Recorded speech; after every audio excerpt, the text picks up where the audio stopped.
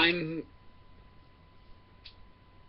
at a bit of a loss of words here. Um,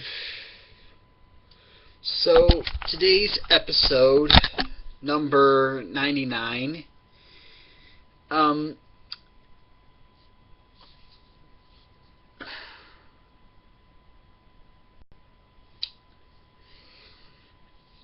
you know those times when a TV show would tackle something that really hits you on a personal level?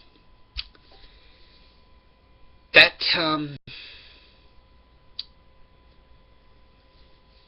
happened here. Well, I'd better talk about the episode. So, today's episode of My Little Pony is The Lost Treasure of Griffonton. And in this episode, Pinkie Pie and Rainbow Dash are summoned by the Cutie Mark map to Griffonton, which is a village completely inhabited by griffins. And it does make a huge callback to a character in Season 1, Gilda, who is a griffin. I will talk about her in a moment. So, Rainbow Dash kind of has a bit of a bitter past with Gilda, and Gilda isn't exactly fond of it either, but either way, Rainbow Dash and Pinkie Pie get to the Griffin village/kingdom to find it completely in ruins and bump into Gilda. And after learning some more about the Griffin Kingdom from Twilight Sparkle and Local for a bit or two, well, 2 bits to be exact, they decide that they need to find a lost treasure which is supposedly restore prosperity to the Griffin Kingdom. But Rainbow Dash is set on getting this done as soon as possible, and Pinkie Pie isn't quite sure that the relic is what brought the friendship, the friendship and prosperity, so she decides to try to figure out what else is going on. Then Rainbow Dash gets injured looking for the relic, and Pinkie Pie manages to convince Gilda to help out. They figure out that the reason the Griffin Kingdom was prosperous was out of mutual respect, understanding, and being kind and being friends to each other. And with that, Gilda tries being very genuine, very kind to her friends and neighbors, and it doesn't immediately solve the problem, but it's a start and is taking baby steps. And now I'll talk about Gilda and why this episode hit me really hard. Back in her appearance in Season 1, Griffin the Brush-Off, that episode is one of my least favorite episodes, and it's because of Gilda.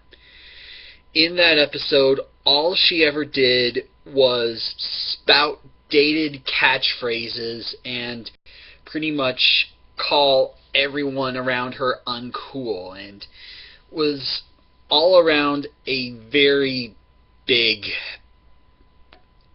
I want to say seagulls, because seagulls, they're annoying and a pain in the butt. Yeah, I'll say seagull, because Gilda's a griffin. And ever since that episode, I didn't literally pray, but I just hoped we wouldn't see this character again. And after watching this episode, it really struck me hard as they explain why Gilda is the way she is. The town she lives in is a dump. Everyone's a jerk.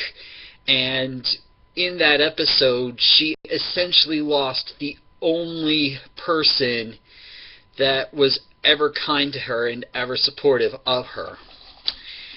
And so now that we've seen her on her own, and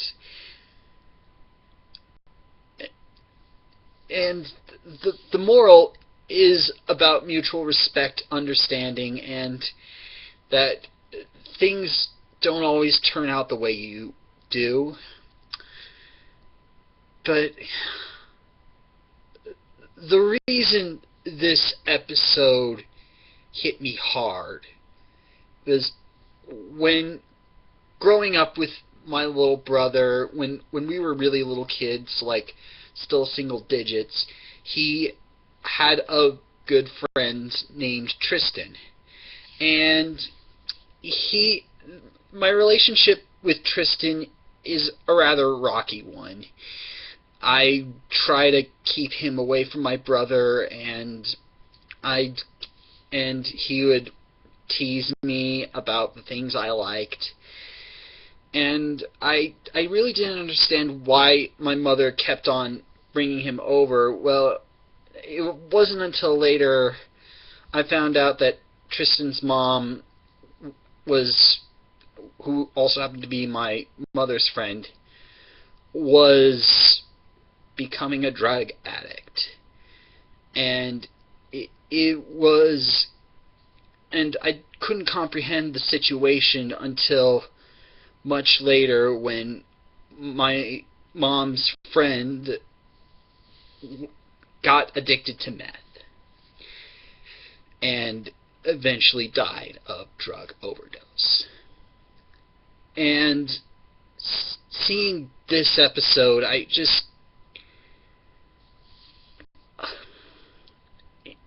if I had one major regret in life, it would have to be that I really should have opened my eyes to what was going on. And it really hit me hard that time. And that my brother and my mom were giving all this kindness to these people that I basically closed my heart to.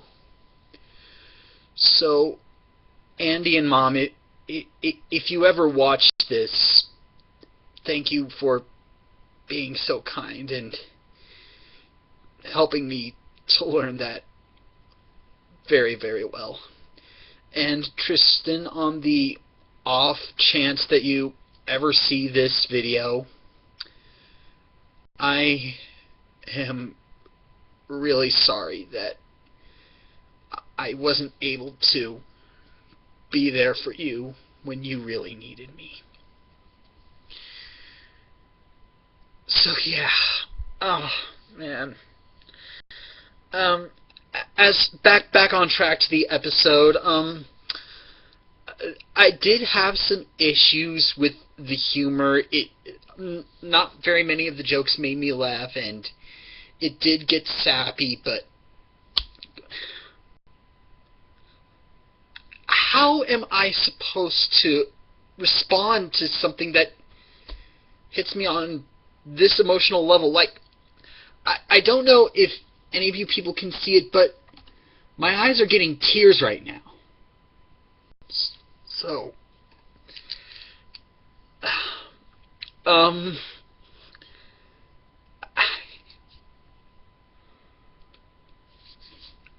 I don't know what else I could say about this. Great job, guys. Great job. You made a fantastic episode with a lot of heart.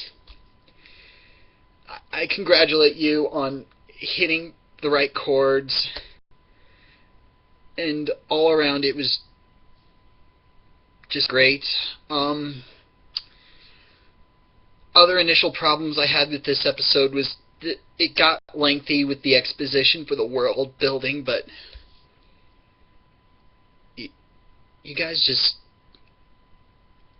The writers did great, and I'll just put this down on my list of episodes of this show that hit me on a personal level.